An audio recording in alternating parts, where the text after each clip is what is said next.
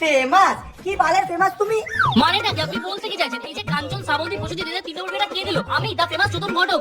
আম্বানি ছেলেকে বিয়েকে ঠিক করে দিল আমি, দা ফেমাস চোদন ঘটক ম্যান। বালের ফেমাস কটকালি দেবে তাই লোককে দাও বাস। আরে তুই রাগ করিস না, এবারে তোর জন্য আমি এমন পাত্রী এনেছি ওই না ক্যাটরিনাও তার কাছে ফেল। না তোকে ছবিটা দেখাচ্ছি,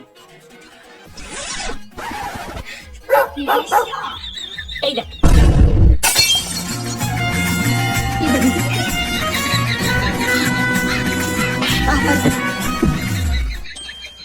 বাহ, মেয়েকে দেখতে তো খুব সুন্দর, কিন্তু ঘটক মেয়ের সৎ চরিত্র কেমন? আরে মেয়ের চরিত্রটি আপনি একদম চিন্তা করবেন না বেশোদা বাবু, মেয়ের চরিত্র ফুলের মতো পবিত্র।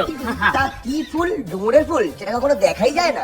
যখন দুজন জ্ঞানী বড় বিচক্ষণ মানুষ কথা বলে তখন মাঝখানে ছোটদের কথা বলতে নেই। এইটুকু শিখে আমি আপনার ছেলেকে বিশোদর বাবু আপনি।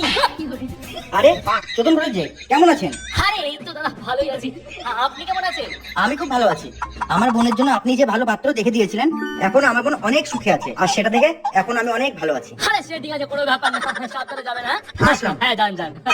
দেখেছেন বিশোদর বাবু, আমার দেখা পাত্র পাত্রী পেয়ে লোকজন কত খুশি আর ভালো আছে। এই জন্য তো বলছি একদম চিন্তা করবেন না, আপনার ছেলের জন্য এমন পাত্রী দেখেছি না, আপনি নিশ্চিন্তে বিয়ে দিতে পারবেন, সাথে বৌমা সেবাও ফ্রি।